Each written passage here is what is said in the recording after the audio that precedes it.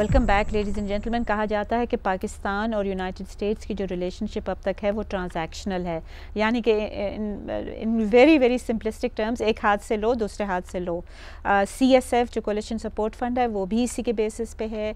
Carry लूगर bill जो है वो भी अमेरिका चाहता है कि उसका जो परसेप्शन है पाकिस्तानियों में वो इम्प्रूव हो। तो ये सारी चीज़ें कहते हैं कि ट्रांजैक्शनल नेचर है। ये जो सॉरी के बाद जो कि हिलरी क्लिंटन को एट्रीब्यूट की गई है स्टेटमेंट, उसमें वो कह रही हैं कि जी ये long term relationship which will last for God knows. Do you see this relationship जो पाकिस्तान US की है लास्टिंग बियॉन्ड 2014 जब अमेरिका का इंटरेस्ट, जब अमेरिका के जो हैं forces will go back to their home country? Do you see that happening? देखिए, दावे तो बहुत किए जा रहे हैं दोनों तरफ से, इधर से भी और उस तरफ से भी। लेकिन अगर हिस्ट्री को हम देख ले पाकिस्तान पाक US रिलेशन के, तो वो सब कुछ बता रही हैं कि अमेरिका ने जब भी अगर पाकिस्तान की ज़रूरत रही है तो अमेरिका ने कुछ पाकिस्तान का भी साथ दिया है। अगर it's not like America and Israel और जी। तो आपका ख्याल में कि ये देखो, जो आपने जो बात की कि 2014 के बाद भी 2014 के बाद भी जब क्या अमेरिकन फोर्सेस वापस चले जाएंगे जी, हाँ, तो कुछ फोर्सेस जो कम्बैट फोर्सेस तो सारे चले जाएंगे नेटो और US के। कुछ US के जो फोर्सेस अंडर जो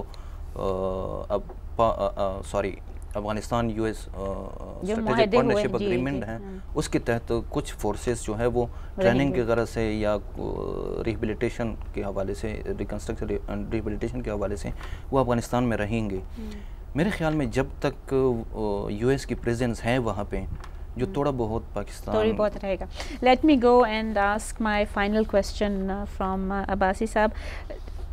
जब ये पाकिस्तान की जो रिलेशनशिप अगर चेंज हो जाती है, जैसे कि इन्होंने कहा कि जब तक वो यहाँ हैं तो कुछ ना कुछ तो उनका इंटरेस्ट रहेगा to keep Pakistan on the narrow path जो वो चाहते हैं, बट उसके बाद क्या आपका ख्याल में कोई पैसे आने, कोई मतलब this is not a long term thing beyond?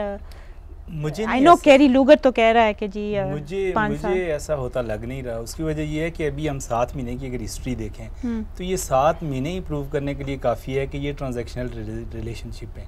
जब से अमेरिका और पाकिस्तान के रिलेशनशिप में सलाला इंसिडेंट के बाद थोड़ा सा वो आया तो उन्होंने आपको पैसे देना छोड़ दिए और it's very it's an immediate relationship. Very good point. Finally I would also like one more question and I promise this is the last question कि जो अमेरिका है वो तो एक ही पाथ पे रहा है कि हमें ये चाहिए तुमसे।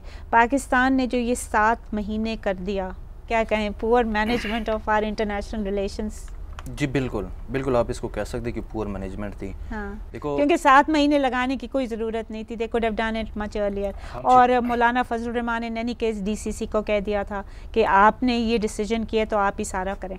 तो उन्होंने यही, मैं तो समझ ही नहीं आई कि इन्होंने किया क्या है, क्या स्टैंड था इनका और एंड क्या किया। Okay, alright. US deputy chief जो हैं पाकिस्तान में रिचर्ड होगलैंड, उन्होंने कहा है कि रिटन एग्रीमेंट की कोई ज़रूरत नहीं थी क्योंकि हमारे जो एग्रीमेंट हुई है वो सिर्फ उसका तसलसल छूटा है, वो नवंबर से पहले जो थी वो वही शुरू हो गई है, यानी कि ये 7 महीने as if they don't exist. इसी के साथ इजाज़त दीजिए, खुदा हाफिज़।